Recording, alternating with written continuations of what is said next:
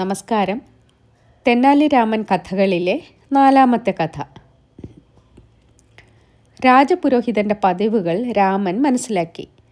അവയിലൊന്നിനെ ഉപയോഗിക്കണം. എന്താണത്? അദ്ദേഹം അതിരാവിലെ തുംഗഭദ്ര നദിയിൽ ചെന്ന് കുളിക്കും. വസ്ത്രങ്ങൾ നദീതീരത്ത് അഴിച്ചു വെച്ചിട്ടാണ് കുളി.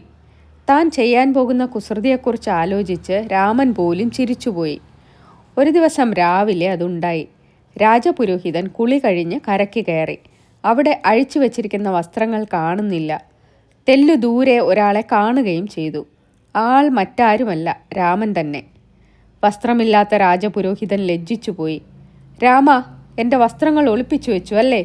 അവ എടുത്തു തരൂ, അദ്ദേഹം നീരസത്തോടും ദേഷ്യത്തോടും കൂടി പറഞ്ഞു. ദേഷ്യം മറ്റും വേണ്ട കേട്ടോ. അന്ന് അങ്ങ് പറഞ്ഞു എന്നെ അറിഞ്ഞുകൂടെന്ന്. പോരെങ്കിൽ അടിച്ചു പുറത്താക്കുകയും ചെയ്തു. ഇപ്പോൾ എന്നെ പേര് പറഞ്ഞു വിളിക്കുന്നു. അതെങ്ങനെ? രാമൻ അത്ഭുതം നടിച്ചു ചോദിച്ചു. ദയവ് ചെയ്തെൻ്റെ വസ്ത്രങ്ങൾ തരൂ, രാജപുരോഹിതൻ മര്യാദയോടുകൂടി അപേക്ഷിച്ചു. ശരി, അങ്ങ് എന്നെ തോളിലിരുത്തി നടക്കണം, കൊട്ടാരത്തിൽ എത്തിക്കണം. അപ്രകാരമാകാമെന്ന് സത്യം ചെയ്യണം. എന്നാൽ ഞാൻ വസ്ത്രം തരാം. സത്യം ചെയ്തില്ലെങ്കിലോ? വസ്ത്രമില്ലാതെ തിരിച്ചു പോകേണ്ടി വരും. യാതൊരു സംശയവും വേണ്ട, രാമൻ ദൃഢമായി പറഞ്ഞു.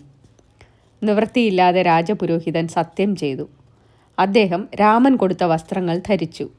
രാമനെ തോളത്തെടുത്ത് നടന്നു തുടങ്ങി.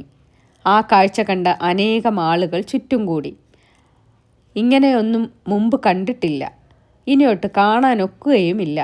അങ്ങനെ വിചിത്രമായ ആ ഘോഷയാത്ര കൊട്ടാരത്തെ സമീപിച്ചു. മട്ടുപ്പാവിൽ നിൽക്കുകയായിരുന്നു കൃഷ്ണദേവരായർ.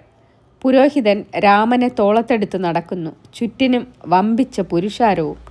രാമൻ ഗമയിൽ അങ്ങനെ ഇരിക്കുന്നുമുണ്ട്. ഭാരമേന്തുന്ന പുരോഹിതൻ ആടിയും ഉലഞ്ഞും മുന്നോട്ട് നീങ്ങുന്നു. അദ്ദേഹം വിയർക്കുകയും കിതയ്ക്കുകയും ചെയ്യുന്നു. രാമൻ എന്തോ തോന്നിയാസം പ്രവർത്തിക്കുകയാണ്. അക്കാര്യം ചക്രവർത്തിക്ക് തീർച്ചയായി. രാമനോട് അതിര് കടന്ന ദേഷ്യവും തോന്നി. അദ്ദേഹം കുറേ ഭടന്മാരെ വിളിച്ചു വരുത്തി. ക്ഷണത്തിൽ ഗോപുരവാതിൽക്കലേക്ക് ചെല്ലുവിൻ. ആ മനുഷ്യൻ വേറൊരു മനുഷ്യൻ്റെ തോളിലിരുന്ന് വരുന്നുണ്ട്. നിങ്ങൾ തോളിലിരിക്കുന്നവനെ താഴെ ഇറക്കണം. എന്നിട്ടവന് അടിയും ഇടിയും ചവിട്ടും കൊടുക്കണം. അവയൊക്കെ ധാരാളം വേണം താനും. മറ്റേയാളെ എൻ്റെ അടുക്കലേക്ക് കൂട്ടിക്കൊണ്ടുവരുവാൻ മറക്കരുത്. തോളത്തിരിക്കുന്ന രാമൻ ഒന്ന് കണ്ടു. മട്ടുപ്പാവിൽ ചക്രവർത്തി ഭടന്മാരോട് ആംഗ്യങ്ങൾ കാണിക്കുന്നു, എന്തൊക്കെയോ ആജ്ഞാപിക്കുന്നു എന്ന് തീർച്ചയാണ്. ആജ്ഞകൾ എന്താണെന്ന് രാമൻ ശരിക്കും ഊഹിച്ചു. അപ്പോൾ അയാൾ മറ്റൊരു കൗശലം പ്രയോഗിച്ചു. തോളത്ത് നിന്ന് നിലത്ത് ചാടി രാജപുരോഹിതൻ്റെ പാദങ്ങളിൽ നമസ്കരിച്ചു. എന്നിട്ട് ആ പാദങ്ങൾ കെട്ടിപ്പിടിച്ചു കരഞ്ഞു. ഗുരോ, ഞാൻ വമ്പിച്ച തെറ്റ് ചെയ്തു പോയി. എനിക്കതിൽ കഠിനമായ പശ്ചാത്താപമുണ്ട്. അങ്ങ് എനിക്ക് മാപ്പ് തരണം. ഞാനൊരു പരിഹാരം ചെയ്യാൻ ഉദ്ദേശിക്കുന്നു. അങ്ങയെ ഞാൻ തോളത്തെടുത്ത് നടക്കാം. അത് സമ്മതിച്ച് എന്നെ അനുഗ്രഹിക്കണം, അയാൾ ഗദ്ഗദത്തോടെ അഭ്യർത്ഥിച്ചു. താൻ കെണിയിൽപ്പെട്ടിരിക്കുകയാണ്. അക്കാര്യം രാജപുരോഹിതൻ അറിഞ്ഞതേയില്ല. രാമൻ ആവശ്യപ്പെട്ട പരിഹാരത്തിന് അദ്ദേഹം സമ്മതം നൽകി. അതിനുശേഷം രാമൻ്റെ തോളത്ത് കയറിയിരുന്നു. അദ്ദേഹത്തെ വഹിച്ചുകൊണ്ട് രാമൻ നടന്ന് കൊട്ടാരവാതിക്കൽ എത്തി. ഭടന്മാർ ചക്രവർത്തിയുടെ ആജ്ഞ അക്ഷരം പ്രതി പാലിച്ചു. അവർ തോളത്തിരിക്കുന്ന മനുഷ്യനെ താഴത്തിറക്കി. എന്നിട്ട് അടിയും ഇടിയും ചവിട്ടും തുടങ്ങി. രാജപുരോഹിതൻ കിടന്ന് നിലവിളിച്ചു. അവർ നിലവിളികൾ കേട്ടില്ലെന്ന് ഭാവിച്ചു. പിന്നെയും പിന്നെയും അടിച്ചു, ഇടിച്ചു, ചവിട്ടി. അതിനുശേഷം തോളിലെടുത്ത് നടന്നയാളെ രാജസമക്ഷത്തിൽ ഹാജരാക്കി. ചക്രവർത്തി വല്ലാതെയായി. രാമനെ ശിക്ഷിക്കുക, പുരോഹിതനെ ഇങ്ങോട്ട് കൊണ്ടുവരിക, അതായിരുന്നു എൻ്റെ ആജ്ഞ. നേരെ വിപരീതമാണ് നിങ്ങൾ ചെയ്തിരിക്കുന്നത്, വിഡ്ഢികൾ. അദ്ദേഹം ഭടന്മാരെ ദേഷ്യപ്പെട്ടു. ഭടന്മാർ അവരുടെ നിലപാട് വ്യക്തമാക്കി. തോളത്തിരിക്കുന്നവനെ ശിക്ഷിക്കണം, മറ്റേയാളെ കൊണ്ടുവരണം, അതായിരുന്നു ചക്രവർത്തിയുടെ കൽപ്പന. അല്ലാതെ രാജപുരോഹിതനെന്നോ രാമനെന്നോ എടുത്തു പറഞ്ഞില്ല. തങ്ങൾ കണ്ടത് രാജപുരോഹിതൻ തോളത്തിരിക്കുന്നതാണ്, രാമൻ രാജപുരോഹിതനെ എടുത്തു നടക്കുന്നതും. പിന്നെങ്ങനെ ഞങ്ങൾ അപരാധികളാവും? ശരിയാണെന്ന് ചക്രവർത്തിക്ക് ബോധ്യമായി. താൻ രാമൻ്റെ കൗശലത്തിനു മുമ്പിൽ നിസ്സഹായനായി. രാമനോട് അതിയായ കോപവും ഉണ്ടായി. അദ്ദേഹം ഭടന്മാരുടെ നേർക്ക് തിരിഞ്ഞു. നിങ്ങൾ രാമനെ കൊണ്ടുപോയി വെട്ടിക്കൊല്ലുവിൻ.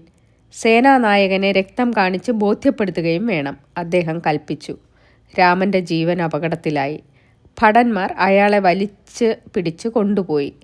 വാസ്തവത്തിൽ പലരും രാജപുരോഹിതനെ വെറുത്തിരുന്നു. അക്കൂട്ടത്തിൽപ്പെട്ടിരുന്നു രാമനെ കൊണ്ടുപോയ ഭടന്മാരും. സ്വാർത്ഥമതിയാണ്, ദുരാഗ്രഹിയാണ്, ഏഷണിക്കാരനാണ് രാജപുരോഹിതൻ. രാമൻ പണി പറ്റിച്ചത് എത്ര നന്നായി! ആ വിചാരം അവർ പുറത്ത് പറഞ്ഞില്ലെന്നേ ഉള്ളൂ. രാമൻ അവരോട് സംസാരിച്ചു. നിങ്ങൾ ദയവ് ചെയ്തെന്നെ കൊല്ലാതിരിക്കണം. ഞാൻ ഓരോരുത്തർക്കും 10 സ്വർണ്ണ നാണയം തരാം. അത് വാങ്ങിയിട്ട് എന്നെ വിട്ടയക്കണം. ആരും അറിയരുതെന്ന് മാത്രം. ഞാൻ ഈ രാജ്യത്ത് നിന്നും പൊയ്ക്കോളാം. നിങ്ങളൊരു മൃഗത്തെ കൊന്ന് ചോര കാണിക്കണം. സേനാനായകൻ വിശ്വസിച്ചു കൊള്ളും. 10 സ്വർണ്ണ നാണയങ്ങൾ! എത്ര വമ്പിച്ച തുകയായിരുന്നു ഭടന്മാർക്ക്! അവർ രാമൻ്റെ പ്രലോഭനത്തിന് വഴങ്ങി. എന്നിട്ട് രാമനെ മോചിപ്പിച്ചു. സേനാനായകനെ കണ്ടു പറഞ്ഞു വിശ്വസിപ്പിക്കുകയും ചെയ്തു. രാജ്യം വിട്ടു പോകാമെന്ന് രാമൻ ഏറ്റതാണ്. ഏൽക്കുന്നതെല്ലാം ചെയ്യണമെന്ന് നിർബന്ധമുണ്ടോ? അയാൾ നേരെ ചെന്ന് സ്വഗ്രഹത്തിലേക്ക് ആരും അറിയാതെ അവിടെ ഒളിച്ചിരിക്കുകയും ചെയ്തു. അടുത്ത നാൾ അയാൾ അമ്മയ്ക്കും ഭാര്യയ്ക്കും ചില നിർദ്ദേശങ്ങൾ നൽകി. അഭിനയിക്കാനുള്ള വിരുത് ആ സ്ത്രീകൾക്കുമുണ്ടായിരുന്നു. അവർ കൊട്ടാരത്തിൽ ചെന്ന് സങ്കടക്കാർക്കുള്ള സ്ഥലത്ത് നിൽപ്പായി. എന്നിട്ട് ഏങ്ങി കരഞ്ഞു തുടങ്ങി. സങ്കടക്കാരെ ചക്രവർത്തി നേരിട്ട് കാണും. അവരുടെ സങ്കടങ്ങൾ പരിഗണിക്കും. വേണ്ടതായ പരിഹാരങ്ങളും നൽകും. അത് അദ്ദേഹത്തിൻ്റെ പതിവാണ്. സ്ത്രീകളുടെ കരച്ചിൽ കേട്ട് അദ്ദേഹം അവിടെ എത്തി. ആരാണ് നിങ്ങൾ? എന്താണ് നിങ്ങളുടെ സങ്കടം? അദ്ദേഹം ചോദിച്ചു. എൻ്റെ മകനാണ് രാമൻ. അവൻ മാത്രമായിരുന്നു എനിക്കൊരു താങ്ങ്. അവൻ അവിടുന്ന് വധശിക്ഷ നൽകി. എനിക്കിനി ആരുമില്ല. എൻ്റെ ഈശ്വരാ! രാമൻ്റെ അമ്മ പറഞ്ഞു വിങ്ങിക്കരഞ്ഞു. അദ്ദേഹത്തിൻ്റെ ഭാര്യയാണ് ഞാൻ. എൻ്റെ കുട്ടിക്കും എനിക്കും സഹായിക്കാൻ ആളില്ല. അവിടുന്ന് ഞങ്ങളെ രക്ഷിക്കണം. രാമൻ്റെ ഭാര്യ കരഞ്ഞപേക്ഷിച്ചു. കൃഷ്ണദേവരായരുടെ ഹൃദയത്തിൽ കാരുണ്യം നിറഞ്ഞു. നിങ്ങൾ ഓരോരുത്തർക്കും മാസം തോറും 10 സ്വർണ്ണ നാണയം വീതം തരാം, അദ്ദേഹം പറഞ്ഞു. സ്ത്രീകൾ രണ്ടും രാജസമക്ഷത്തിൽ നിന്ന് വിടവാങ്ങി. അവർ വീട്ടിലെത്തിയപ്പോൾ രാമന് ഒന്ന് തീർച്ചയായി. തൻ്റെ ഉപായം ഫലിച്ചിരിക്കുന്നു. നോക്കിൻ, ഞാൻ 20 സ്വർണ്ണ നാണയം ഭടന്മാർക്ക് കൈക്കൂലി കൊടുത്തു. 2 മാസം കൊണ്ട് ആ തുക ഈടാക്കാം, അയാൾ അവരോട് പറഞ്ഞു. വീടിനകത്ത് പതുങ്ങിയിരിക്കുകയാണല്ലോ രാമൻ. ജനങ്ങളുടെ വിചാരം എന്തായിരുന്നു? രാമന് വധശിക്ഷ നൽകപ്പെട്ടുവെന്ന്. അയ്യോ പാവം, കുസൃതികൾ കാണിച്ചാൽ എന്താണ്? എത്ര ബുദ്ധിചാതുര്യമാണ്! പോരെങ്കിൽ ബ്രാഹ്മണനാണ് രാമൻ. അപ്പോൾ ചക്രവർത്തി ബ്രഹ്മഹത്യയാണ് ചെയ്തിരിക്കുന്നത്. എന്തെല്ലാം ആപത്തുകൾ വരുമോ എന്തോ. വിധിപ്രകാരമുള്ള ഒരു പ്രായശ്ചിത്തം ചെയ്യണം. ആ അഭിപ്രായം പ്രകടമാക്കി മന്ത്രിമാർ. കൃഷ്ണദേവരായർ ആ അഭിപ്രായത്തെ മാനിക്കുകയും ചെയ്തു. മന്ത്രവാദവും പൂജയും നടത്തുക തന്നെ. അതിനുള്ള സ്ഥലമോ? രാജധാനിക്ക് പുറത്തുള്ള ഒരു ആലിൻ്റെ ചുവട്ടിൽ. സമയം കറുത്ത വാവു നാളിൽ അർദ്ധരാത്രിയിൽ. അവരുടെ വിശ്വാസം ഒന്നായിരുന്നു. മരിച്ച രാമൻ ബ്രഹ്മരക്ഷസായിട്ടുണ്ട്. വല്ലവിധവും ബ്രഹ്മരക്ഷസിനെ പ്രീതിപ്പെടുത്തിയേ തീരൂ. അതിനുള്ള മാർഗമാണ് മന്ത്രവാദവും പൂജയും. നിശ്ചയിച്ച രാത്രിയായി. രാജപുരോഹിതൻ, മറ്റു പുരോഹിതന്മാർ, പരികർമ്മികൾ എല്ലാവരും ആൽച്ചുവട്ടിൽ എത്തിച്ചേർന്നു. 1ാമത് അർദ്ധരാത്രി, 2ാമത് കൂരിരുട്ട്, 3ാമത് ദൂരെയുള്ള സ്ഥലം. പേടി തോന്നുന്നതിൽ എന്തിന് അത്ഭുതപ്പെടണം? മന്ത്രവാദവും പൂജയും എളുപ്പം കഴിച്ചിട്ട് സ്ഥലമിടണം. അതായിരുന്നു അവരുടെ ഉദ്ദേശം. ഘോരഘോരമായ ഒരലർച്ച. കൂടെയിരുന്നവർ കിടുകിട വിറച്ചുപോയി. ആലിൻ്റെ മുകളിൽ നിന്നാണ് അലർച്ച. ബ്രഹ്മരക്ഷസ്. അവർ പേടിച്ചു കണ്ണടച്ചു. പൊത്തോ എന്നൊരു ശബ്ദം. ആരോ മുകളിൽ നിന്ന് തങ്ങളുടെ മുമ്പിലേക്ക് ചാടിയതാണ്.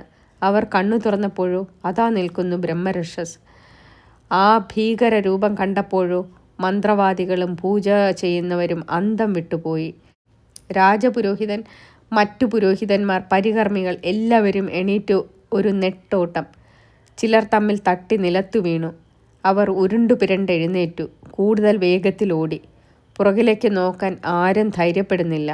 വിയർത്തും കിതച്ചും തളർന്നും അവർ കൊട്ടാരത്തിലെത്തി. വാസ്തവത്തിൽ ആരായിരുന്നു ബ്രഹ്മരക്ഷസ്? രാമനല്ലാതെ മറ്റാരുമല്ല. അതുണ്ടോ രാജപുരോഹിതന്മാരും മറ്റുള്ളവരും അറിയുന്നു? രാമൻ ഭീകരമായ ആവേശം കെട്ടിയതായിരുന്നു. വിവരമറിഞ്ഞ കൃഷ്ണദേവരായർക്കൊരു സംശയം തോന്നി. പാപം ചെയ്തിട്ടുണ്ടെങ്കിൽ ഫലം താൻ തന്നെ അനുഭവിക്കണം. താനാണല്ലോ സമ്രാട്ട്. തന്നെ ബ്രഹ്മരക്ഷസ് ഭയപ്പെടുത്തിയില്ല, പുരോഹിതന്മാരെ ഭയപ്പെടുത്തുകയും ചെയ്തു. എന്താണതിന് കാരണം? മനസ്സിലായില്ല. എന്നാലും ചക്രവർത്തി ഒരു വിളംബരം പ്രസിദ്ധപ്പെടുത്തി. ആർക്കെങ്കിലും ബ്രഹ്മരക്ഷസിനെ അകറ്റാൻ കഴിഞ്ഞാലോ അയാൾക്ക് 1000 സ്വർണ്ണനാണയം നൽകാം. അതായിരുന്നു വിളംബരം. ഒരു ദിവസം ഒരു വൃദ്ധ താപസൻ ചക്രവർത്തിയെ ചെന്ന് കണ്ടു. തിരുമനസേ, ഞാൻ ബ്രഹ്മരക്ഷസിനെ അകറ്റിത്തരാം. പക്ഷേ ഞാൻ ആവശ്യപ്പെടുന്നത് എനിക്ക് നൽകണം. മഹർഷേ, എനിക്ക് കഴിവുള്ളതെല്ലാം ഞാൻ തരാം. അവിടുന്ന് എനിക്ക് ബ്രഹ്മഹത്യയ്ക്കുള്ള പരിഹാരം നിർദ്ദേശിക്കണം. അവിടുന്ന് രാമനെ വധിച്ചിട്ടില്ല എന്ന സ്ഥിതി ഞാൻ കൈവരുത്താം, പോരെ? എന്താണിത്? അങ്ങേക്ക് മരിച്ച രാമനെ ജീവിപ്പിക്കാൻ കഴിയുമോ? കഴിയും. എപ്പോൾ? ഇപ്പോൾ തന്നെ. പൊടുന്നനെ വൃദ്ധതാപസൻ വെള്ളത്താടി വലിച്ചെടുത്തു. തുടർന്ന് വെള്ളത്തലമുടിയും. ചക്രവർത്തി ആരെയാ കണ്ടത്? രാമനെ. കണ്ടില്ലേ രാമൻ്റെ വേഷം മാറൽ? തന്നെ പോലും വഞ്ചിച്ചിരിക്കുന്നു. ചക്രവർത്തിക്ക് ആദ്യം ദേഷ്യം തോന്നി, പിന്നെ അഭിനന്ദനവും. തിരുമേനി, എന്നെ വധിക്കാൻ ചുമതലപ്പെടുത്തിയിരുന്നില്ലേ ഭടന്മാർ? അവർ ആ ചുമതല നിർവഹിച്ചില്ല. ശരിക്കു പറഞ്ഞാൽ അവർ ശിക്ഷാർഹരാണ്. പക്ഷേ അവിടുന്ന് ശിക്ഷ ഇളവ് ചെയ്യണം, രാമൻ അപേക്ഷിച്ചു. അങ്ങനെയാവട്ടെ. ചക്രവർത്തി സമ്മതിച്ചു. ചക്രവർത്തി രാമൻ്റെ വധശിക്ഷ റദ്ദാക്കി. അതേസമയം വിളംബരത്തിൽ സൂചിപ്പിച്ചിരുന്ന 1000 സ്വർണ്ണ നാണയങ്ങൾ രാമന് സമ്മാനിച്ചു. നന്ദി.